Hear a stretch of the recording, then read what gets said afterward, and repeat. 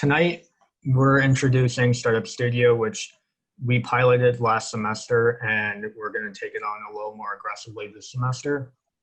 Basically, what it is a workshop program where we bring in speakers to talk about a specific subject and give their insight on that. So tonight, we are doing SEO, and we have brought in Cody Gum. He has been an SEO analyst at Victoria's Secret, Outerbox, and he is a marketing manager at Micro Center right now. So thank you for coming in. I'm going to hand it off to you. Awesome. Well, thank you guys for having me. Yeah, that pretty much covers my background, nice neat little box. How I got my start into marketing is kind of quirky, where I've always been interested in writing. I've always been kind of just, artsy in the way of like photoshopping. That's kind of how I put myself in school, honestly, is doing these kind of odd jobs with different Photoshop, different building websites with WordPress, writing copy, product descriptions, etc. And that's how I got my into marketing. And I was doing that for a couple of years, only to realize through creating this content, really what I was doing is SEO. I met a guy in my first marketing role at Restaurant Equippers who kind of built me into the mind that I am now of not just creating content for the sake of creating content, but create it through the lens of, how does Google see it and how do users see it? So from there, I took a bunch of online courses. I read a lot of blogs and kind of started to understand how one goes about optimizing these kind of pieces and very strategically analyzing, how to best tailor any piece of content to create, thinking about why I'm creating that piece of content or why am I not creating another. That kind of landed me my role with Victoria's Secret was this kind of newfounded approach of tailor-made copy and tailor-made approaches to any kind of SEO effort. Nowadays, I'm at Micro Center, absolutely loving it. It's kind of more me as a techie than bras and panties, but again, super great stuff. So let's kind of get into the nuts and bolts of things. What is SEO? So SEO, as I understand it, is any kind of effort made to increase visibility into a web property. And I say web property because you can do this for more than just a website. Like nowadays there's local search. There's a tons of different things you can start to optimize to kind of increase your web presence as a whole. SEO is just one small subsection of what is called SEM, search engine marketing, because you have your paid search and other things like that.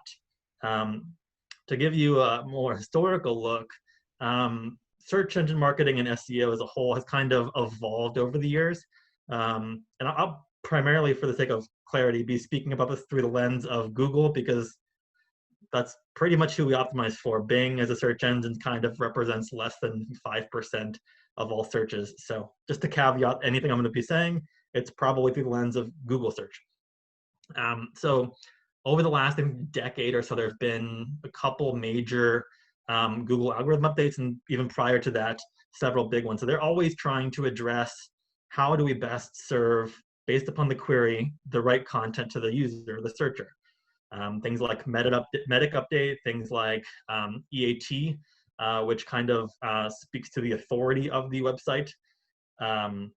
Again, it's making changes to their algorithm to best serve the user, the content they're looking for. Another term that might be helpful to know as we're going to go through this is black hat versus white hat. So what I mean by that is black hat, think of as your kind of in the shadows, morally gray, questionable method, and white hat being super pure, super organic, good. If you want to think of the dichotomy of good and bad, it's kind of right in that way. Back in the old days, there was a lot of black hat methods that have kind of been fizzled out since Google has been producing these algorithm updates to kind of squash these people who are looking to game the system and really pushing this pure, right way of doing things. So I kind of touched on this already, but there are three main types of SEO.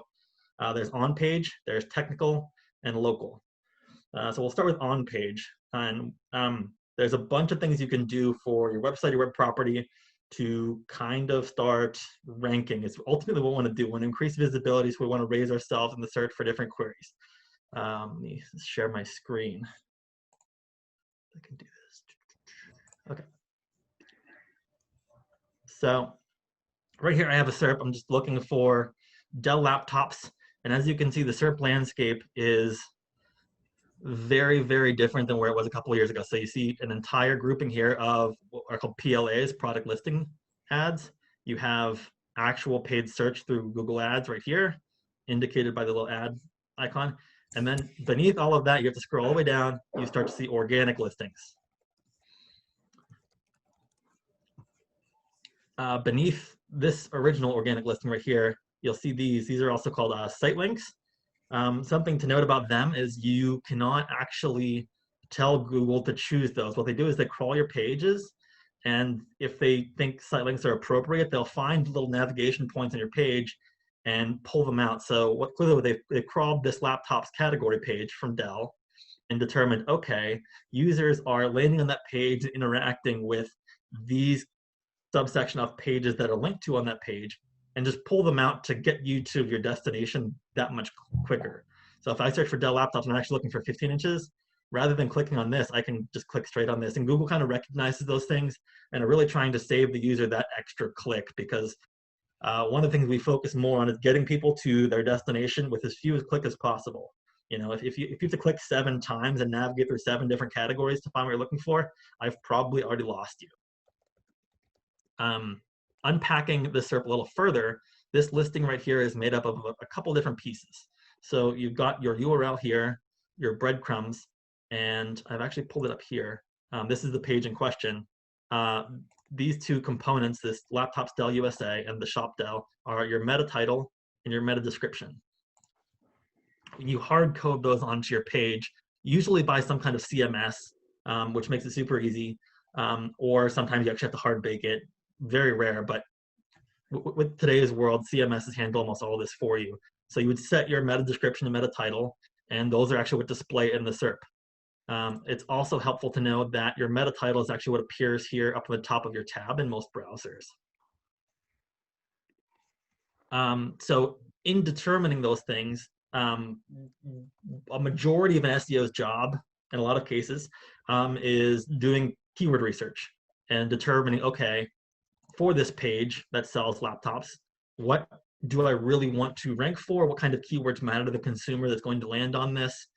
There, in some cases, it's very basic like this. I mean, of course, they want to focus on their brand name, Dell, and they want to focus on laptops. But for some, it gets a little more complicated and dicey, particularly in the space where you're generating long word copy. Then you kind of start to get more deviations of, okay, how specifically do I want to rank for this? So a lot of the job is kind of doing keyword research. And there are various tools that you can use to do that. Things like Keyword Planner is a good one if you want to tie in your paid campaigns to your SEO efforts. Google Keyword Planner, that is. You can use SEMrush, Ahrefs. SpyFu is not bad. Ubersuggest. There's a ton of them out there. I would recommend for this subject and any subject, staying on top of SEO is very, very difficult because yesterday's news is already outdated. So again, if there's anything you have questions, please feel free to speak up while I'm talking. Just interrupt me. I won't take it personally, or ask at the end, or just look it up for yourself because there's a lot to cover. Can I interject with one thing? Of course, yeah, interrupt me anytime. Yeah, Ahrefs usually cost about $99, but recently they launched free tools. So in the chat bar, they launched something like a keyword generator. It'll give you like 10 to 20 keywords for free. So it's really nice. You don't have to pay for it as a student, really, like anyone can use it. So I thought that would be really interesting to share. Very cool. Yeah, I definitely would recommend checking that out. There are also a few different Chrome plugins that will help you kind of start to generate ideas as to how to start your keyword research. Things like Keywords Everywhere is a good one that actually displays keyword results in your SERP. So if I search for Dell laptops, on the right-hand side of the screen with the plugin, it'll actually display a list of, I think they're LSI keywords, but not exactly. What I mean by LSI keywords are latent semantic indexing, basically just tangentially related keywords that you can supplement your copy to kind of just bolster your overall rankings. Typically, you want a page to rank for more than just one query, but you know, sometimes it's just the one. I'd be remiss to not mention in on-page optimization that the two main tools you want to concern yourself with are the big ones, Google Analytics and Google Search Console. Most sites, and I caveat that because not all are wanting to kind of partake in these free tools, but most sites you'll want to gain access to your analytics through those two platforms. Google Search Console will give you very good query data as far as how people are reaching your site through search. And Google Analytics will kind of give you more path and metric-based analysis of, how's my bounce rate, entrances, page path, things like that.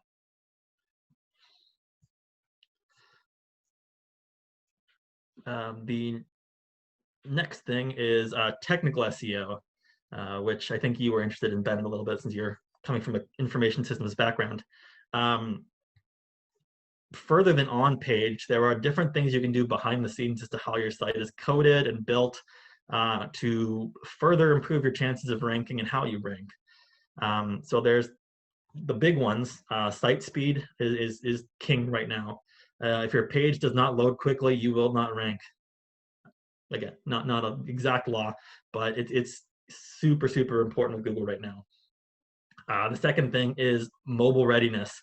If your page does not have some kind of responsive design or doesn't have some kind of mobile friendliness, I don't recommend MDOT for mobile sites, but that is something some people do, and it is an okay solution to the problem.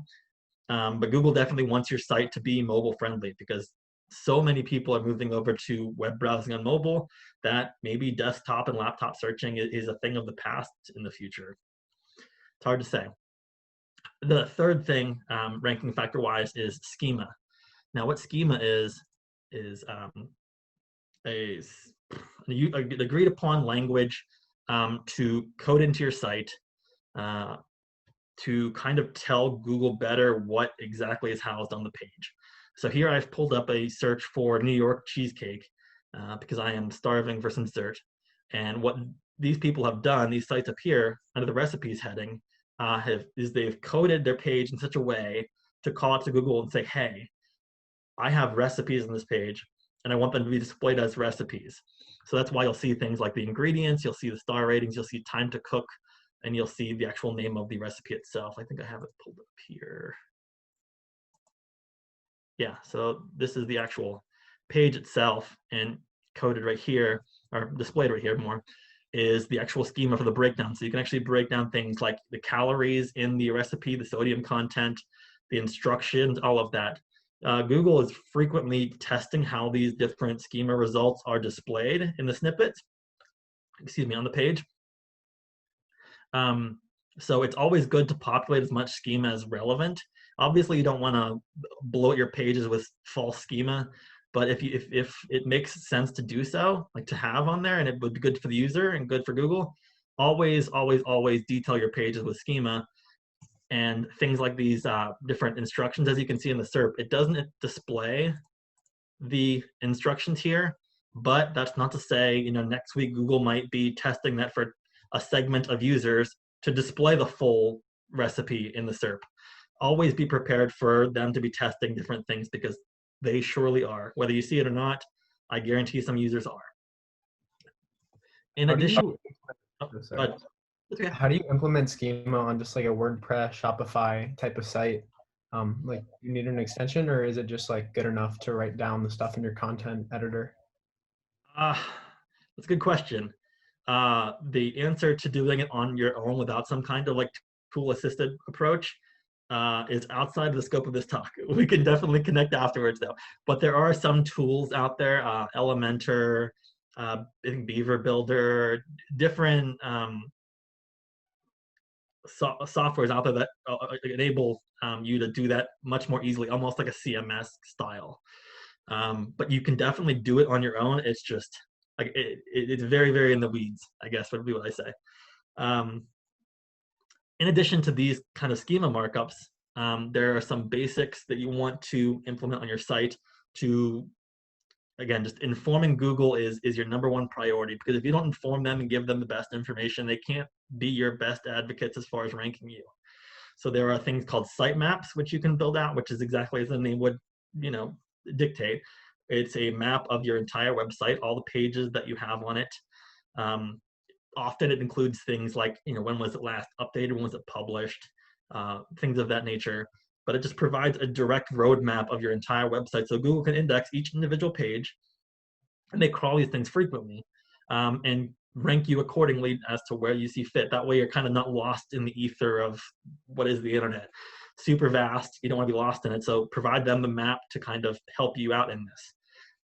Related to the sitemap, you also want to provide them a file called a robots.txt file.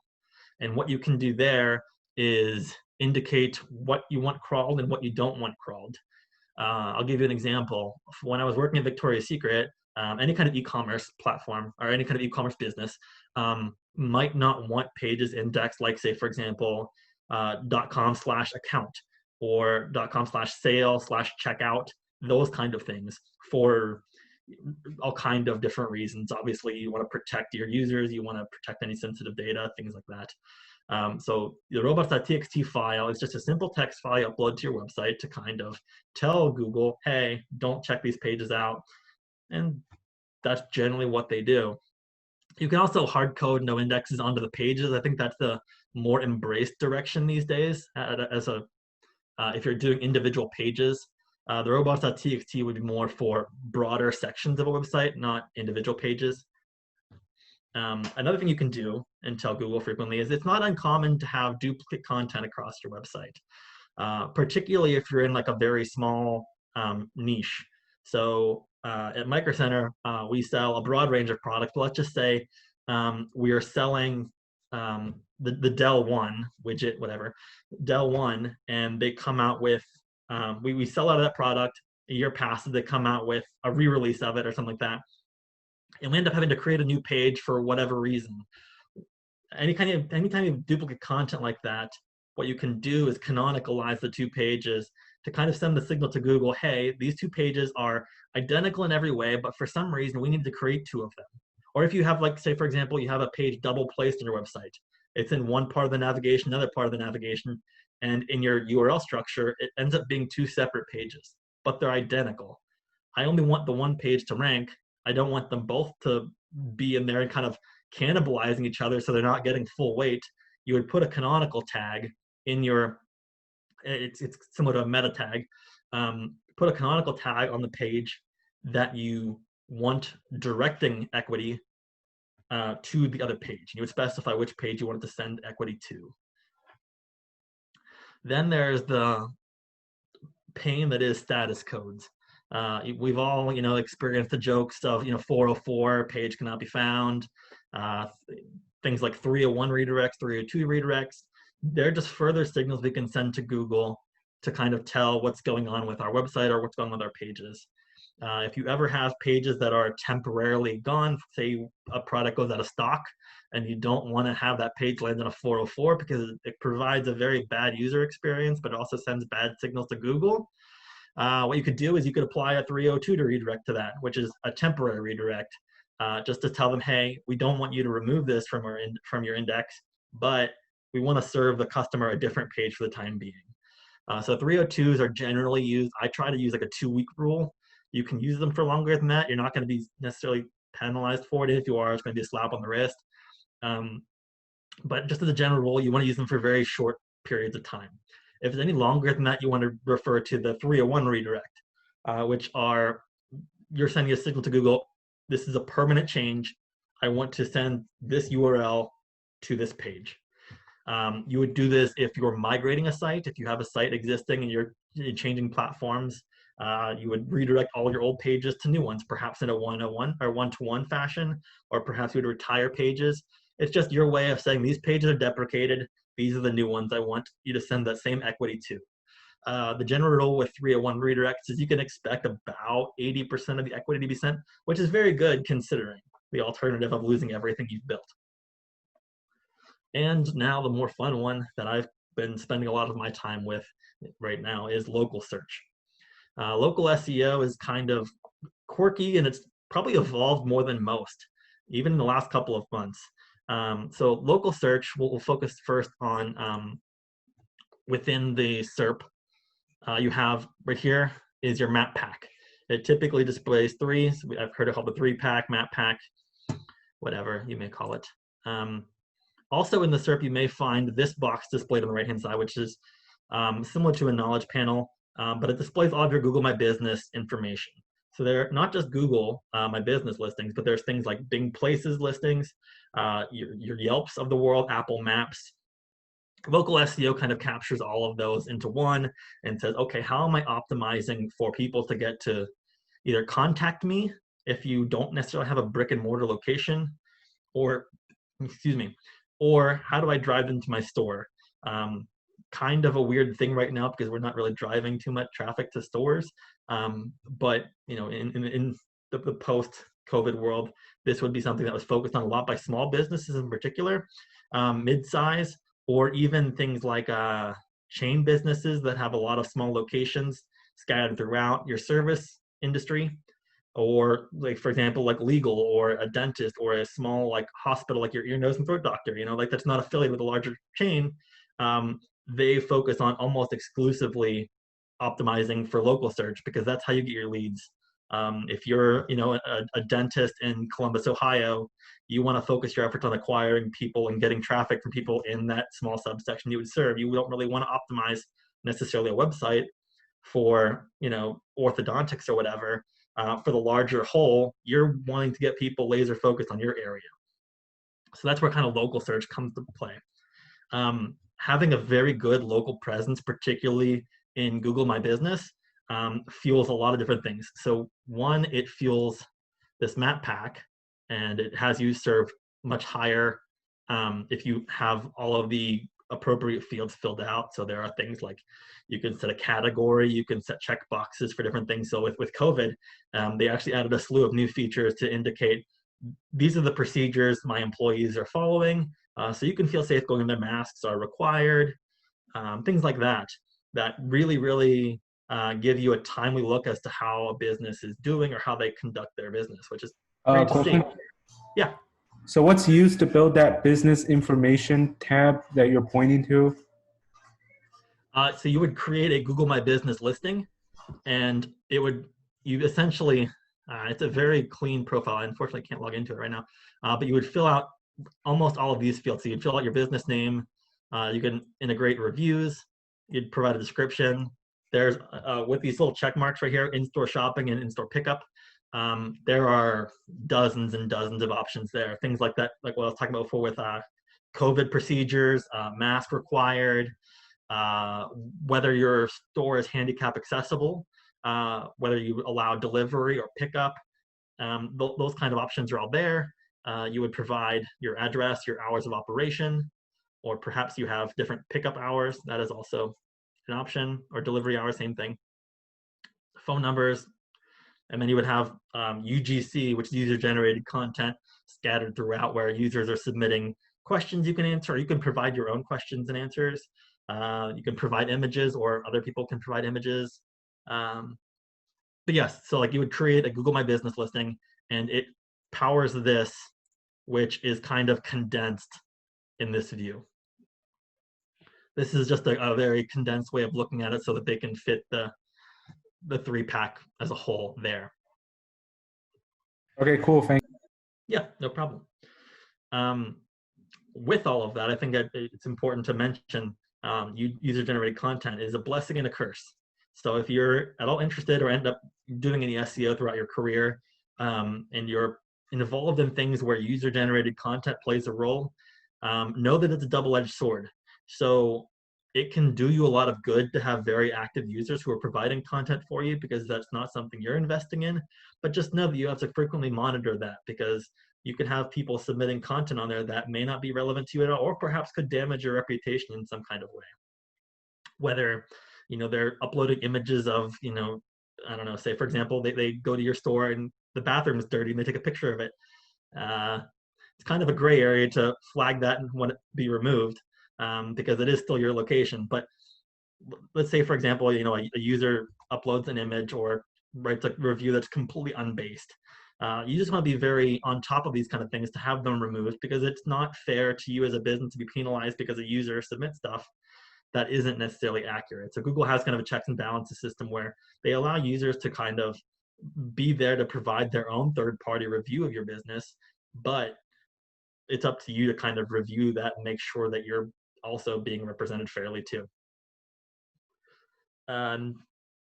So as I said before, search is kind of always evolving. We covered the main 3 areas to some degree. The future of search is looking very, very interesting. Something that comes up frequently in thought leaders in the industry is voice search. It's come up every year for the past 2 or 3 years. I'm not going to tell you that it's going to be the next big thing, because I don't necessarily believe that as an individual. Some people believe that. I, for one, think that early adopters of it, things like Amazon kind of embracing it through their Alexa systems, they kind of have like a cheat code where they go straight to Alexa, straight to DVD kind of style. But early adopters are going to be rewarded. So I don't think it's going to be the biggest thing in 2021. But voice search, I can definitely see playing a big role as far as the search landscape goes, particularly as we move forward with mobile first optimizations and just mental. The other thing that is playing a big role, even today, it's more relevant now than voice search, which is probably some time out, is the constant battle with search engines. So as an SEO, you're definitely wanting to advocate for your business, and you're kind of waging war against Google in a lot of ways. Not necessarily the most healthy way to look at it, but realistically, that's what we're doing, is we're fighting against them, trying to find the most efficient ways to optimize our web properties, to fight against all the algorithm changes they're making. So with the implementation of product listing ads, this row of products up here, ad placements right here, site links, sometimes you'll have 2 or 3 ads displayed in addition to PLAs. So you have to scroll down to get to actual organic listings. This is really the bread and butter of it. Without going into paid search to kind of, capitalize on this space up here, I have to scroll halfway down the page to really start to see organic listings. A lot of people are worried about the future of organic search for that very reason. Google wants to make money, so they can just create larger and larger ad spaces.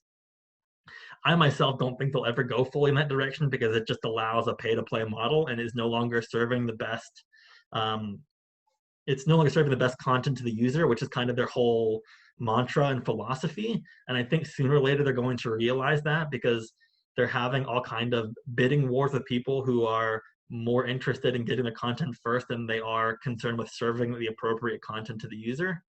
But money talks. So as it stands right now, ads definitely play a big role as to how we handle search. And people are worried that Armageddon is going to be coming and ads are going to take over.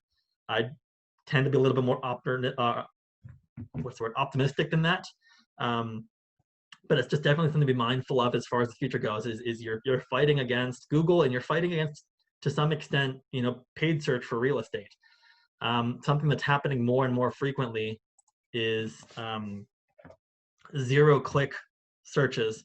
So I'm trying to think of a good example for that. So let's say I want lyrics to Umbrella by Rihanna.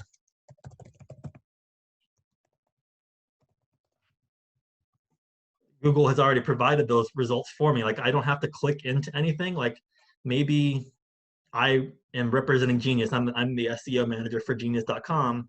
My goal is to get them to click on this link here, but Google has subverted all of that by providing the results. I know I get that click. It's happened to the airline industry, because Google's implemented tools to kind of help you book flights. It's happened to a lot of different industries. And it's just something to be mindful of, that your industry may face issues like this as well, where Google starts to, in the interest of providing the user what they want as quickly as possible, starts to provide the things they need right in the SERP, so they never end up clicking on you or seeing you. I think they've started to kind of attribute sources. Before, they wouldn't even attribute the source. They would just scrape your site and display your information and never even give you credit for it. Now they at least give this in this little tiny gray font right here. This is sourced from Lyric Find. But as you can see, it represents such a small portion, and if you don't really scroll down to see it. So these kind of things illustrate the point that you're constantly fighting against Google in a lot of ways to get your company and your business represented. So I know a lot of you probably don't have a lot of search experience. Thank you for kind of listening to me give my spiel about it. But if you're at all interested in learning about SEO, I always tell people that it's something that you need to really be invested in as far as like emotionally, I guess, is the biggest one. Like I am a word nerd, a search nerd. Like I live and breathe the stuff. You need to be kind of interested into at least some degree because it is always evolving. What was working, 10 years ago definitely doesn't work now. What was working last year or even last month might not be the best way to go anymore. You really need to stay on top of your stuff, particularly with Google making changes. Like they implement certain best practices like no indexes in your robots.txt file is not how they want to handle things anymore. They want it to be handled on page as much as possible. So they've kind of deprecated that as a best practice and told you, nope, do it this way. If you don't stay on top of Google Webmaster's blog or forum, or you don't stay on top of different other resources, you may never hear that, and you may be missing out on a best practice and maybe penalized for it. So it's something you need to really stay on top of. But reading these blogs, following the forums, following thought leaders on Twitter, people like Rand Fishkin, Will Reynolds, people like that, or following podcasts, doing competitive analysis, that's a really, really reactive approach to doing SEO. By the time that information reaches you, particularly if it's coming from a blogger, it's already a little bit late. People have already been capitalizing on it for weeks or months. So what I always tell people to do is test, test, test. I have a bunch of different test sites of my own that I've been working on, and to kind of play with things to see, okay, does maybe having multiple H1 tags on a page benefit me in any way? H1 being a heading tag. Different things like that. I'm always A/B testing and trying to understand what works and what doesn't work. It's a lot of trial and error. And of course, I would never do it with a business, page. To some extent, you do knowingly, but having sandbox and test sites of your own is a super huge asset to helping you understand and make really reckless risks of, maybe this harebrained theory that doesn't make any sense and no one's talking about it might just work. And that's how people end up getting into these big breaks of going viral within search, is just being curious and not being afraid to try new things that, there might be some soundness to as far as the theory goes. So benchmarking, analyzing, just always staying on top of and being proactive with things. If you've already heard about it, you're probably late to the party. Try new things for yourself. It's not to say you don't want to try things that are tried and true, but I'm always a fan of being experimental and being, ahead of the curve in that way. So that's all I have. I'm happy to take any questions or explain things further. Thank you all for kind of tuning in here. Thank you. I have one question. Of course. So when say I'll type in the search bar and ask Google like a question, and it'll sometimes give like a box with like a snippet of a paragraph, and in bold it'll give you the answer. Yep. And they'll also give you the source from where it came from. Mm-hmm. Does Google care if you get ranked twice? Say you get ranked for that specific question, and then below it, it'll have the link for the same website? Yeah, so there is, again, this will kind of half answer your question, half not. You're going to notice that there's a lot of that in my answers because Google or SEO is kind of a soft science in that way. There's not an exact scientific answer for everything. There's kind of some trade-off there. So in recent times, people have discovered that how you get those is typically the marking up a page with schema to let people know that like this is an important body of text, and you'll get pulled out into this box and you'll get credit for it, but you're often losing the click. So that's kind of a trade-off. But what people have been finding is most important is that if you do get chosen to be featured in that box, which is cool, they will no longer feature your actual link in organic SERPs.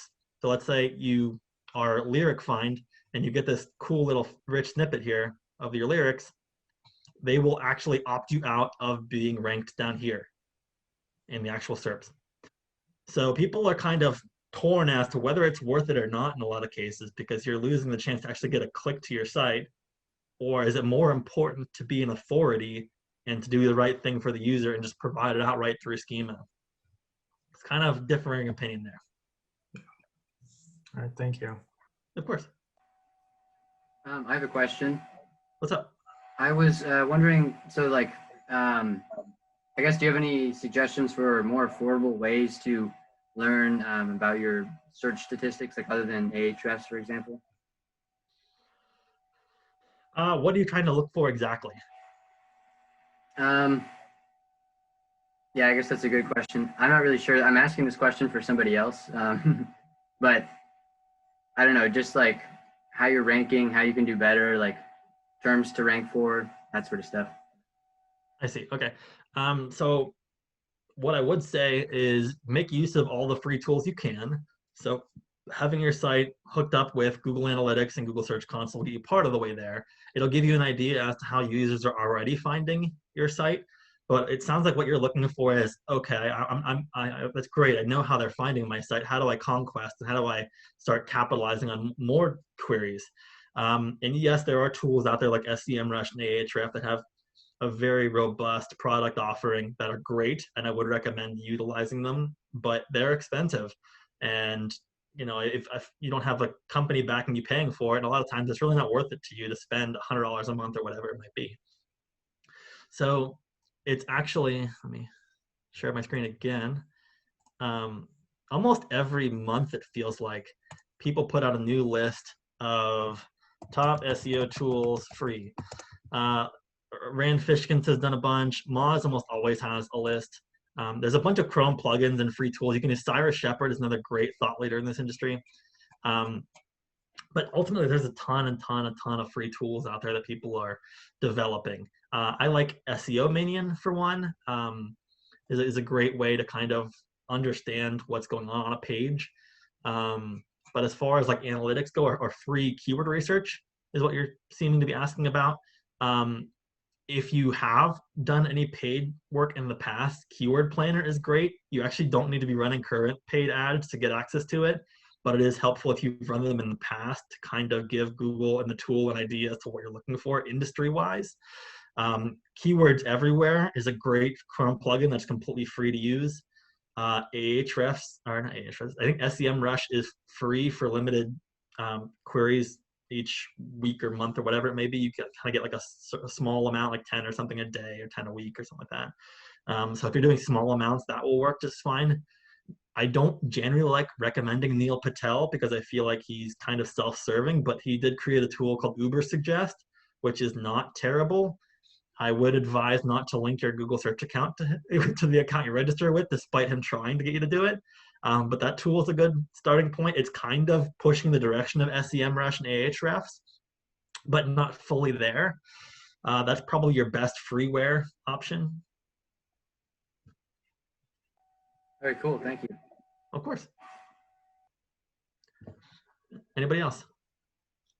We've got like 20 minutes, so I'm here and I'm gonna make the full use of the hour if you guys are down. Yeah, earlier you suggested getting rid of the date. I guess, have you guys done that, or has that impacted your SEO at all in the blogs?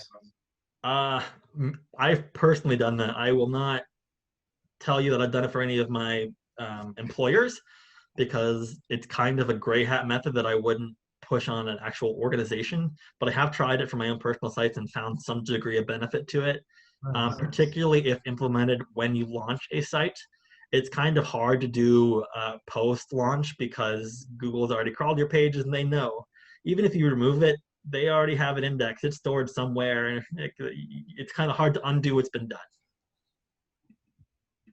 Gotcha. Okay. Yeah, I'll do that. I like that method. And again, like I can't, say that it's going to take you from, rank 90, page 9 to, page 1. But it's little things like that that make life easier on you because like you and I talked before this call where you're into affiliate marketing and kind of creating your own sites to rank for long tail keywords. Mm-hmm. The key to that approach is creating a lot of content.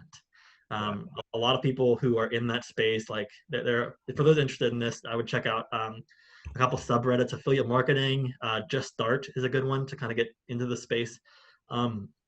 But they recommend getting upwards of 90,000 words your first month, give or take. It's an undertaking.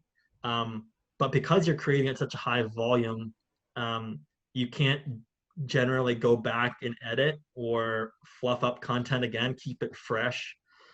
So little tricks like that save you the time of having to go back and refresh things as much. Obviously, even with that, it's not a perfect fix. It's more of a bandage on the situation.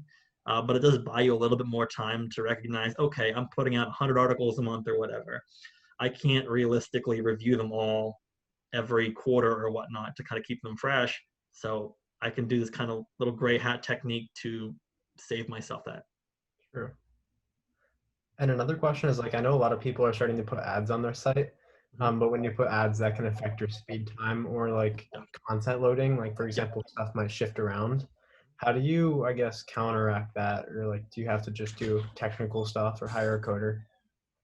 Definitely technical stuff. I would, I won't go into too much here, but I would look into Cloudflare in your situation.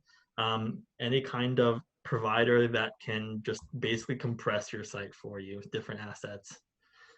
Because compressing ad servers is much more complicated. So you basically have to reduce your site to nothing so that you can support them, is the very, very condensed and oversimplified version of it. Okay, makes sense. Nice. Also, would you recommend like for, I guess, beginners creating a new site or working with someone who already has an existing site or like starting in a niche? I don't know.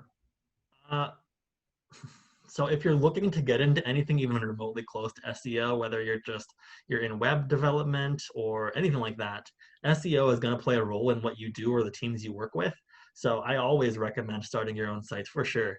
It just gives you a different appreciation. So even at an enterprise level, where I'm able to focus solely upon SEO, I still day to day am working with different people from web development, front end, back end, etc. And if you're building your own sites on the side, or even just doing it for yourself, it gives you an appreciation as to what work goes on, and not just to say, "Oh, wow, that's a lot of work," but to actually like know what you're asking. So if I want something implemented on a site, for example, I want schema added to X, Y, and Z pages. That may be a simple fix, or I may think of it as just paste this into the source code. Like it's not generally that simple. So when you do build sites like that, it gives you that context of, okay, this isn't a very simple ask despite it sounding really simple.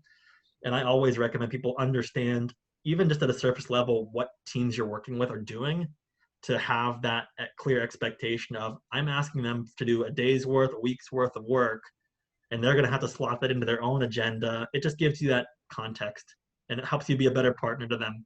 A lot of SEO, honestly, at a mid-sized business or an enterprise level business, is evangelizing. It's not actually doing the work. It's really educating people on the benefits of it, because, so for example, I told you that site speed is like the most important metric nowadays. That's not something that I can really do as an SEO.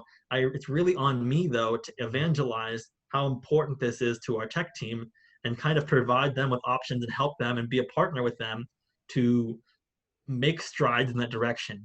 I don't actually do anything. All I really am is staying informed and working with them as a partner, as a thought leader, to kind of be their subject matter expert on, these are the best practices we got to work towards.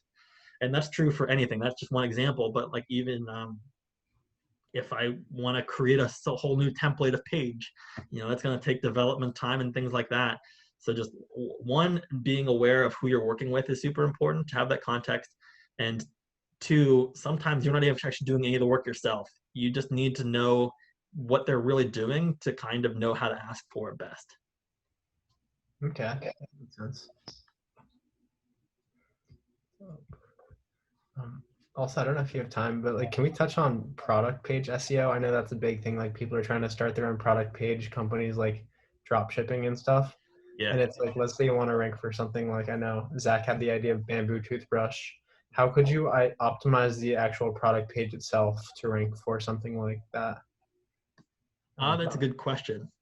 I would say, as a starting point, just to start surface level and kind of work our way down a little bit. I don't want to get too in the weeds, but I would start with competitive research. It's always good to, and not necessarily even just other toothbrush manufacturers, but even just any other product. Hang on.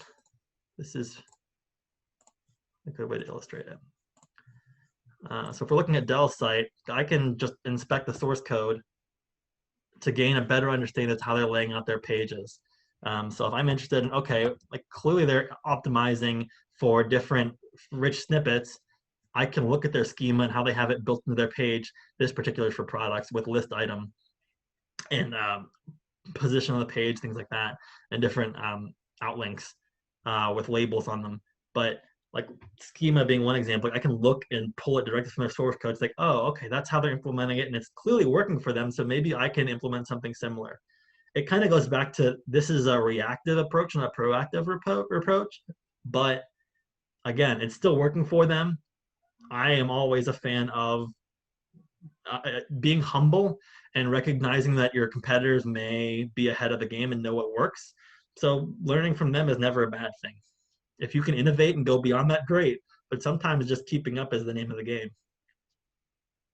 So I would start in your instance, like I don't know if I don't know bamboo toothbrushes well enough to know the competitive landscape of that, but I would start by looking at similarly structured and similar size of production e-commerce sites and look at how they're laying out their product pages for one, and maybe try to replicate some of the things that are clearly working for them. Like how are they doing organically? There are tools like SpyFu and whatnot that'll give you insights as to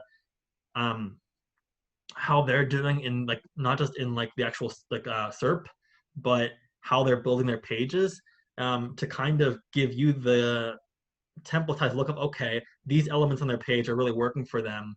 I'm going to take those and kind of build off of those and just build out like outward and upward. Okay. And would you, another like deeper question, would you recommend trying to rank a product page or a collection page? If you know. Yeah, it's a good question. I'll bring homepage into this too. So it depends on your kind of, your size of your business really. And in your product offering directly related to that. I am always a fan of when it's appropriate, getting a user to land directly on a product page. Like it goes back to what I was saying before, where if I can get them to get right to a product and convert in 2 clicks, I'm going to do that every day of the week. I don't want them to land on a category page and then scroll through and try to find some product they might like and click that, and then scroll through information and maybe click buy now. I've already probably lost half of my users or more than that, but for conversation's sake, we'll say half. Landing them directly on the product page makes the most sense. But if I'm offering a large, like a large catalog of different things, so we have bamboo, we have, I don't know, let's say cedar toothbrushes and every kind of wood type you might have available. If they're doing a generic search, maybe that's what we optimize the page for. So like, I think the bigger question is, how am I organizing my site as far as what keywords I want ranking for what? You don't want to have 2 different products both gunning for, say, for example, wooden toothbrush, because they're cannibalizing each other as far as your equity. You want them to be as diverse as possible, not necessarily in product, like they're very similar in product, but how you optimize them and the words you're going after need to be very distinct in that way. Okay. There's definitely a place for optimizing at a category level. Product is generally best.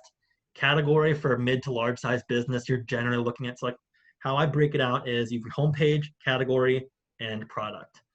Homepage is almost exclusively brand name. That's where I want a majority of my traffic coming from, is the organic brand or direct traffic. Category, I want to be brand plus. And what that means is like, I will say micro center processor. I want it to be my brand name plus a product type, whether it's a broad product or a specific product. It's always brand plus. Then category, I want to be ranking for just the product by itself, unbranded terms. That's kind of very elementarily breaking it down, but that's pretty close to how I approach this kind of thing. Okay, yeah, that's good to know. I like that.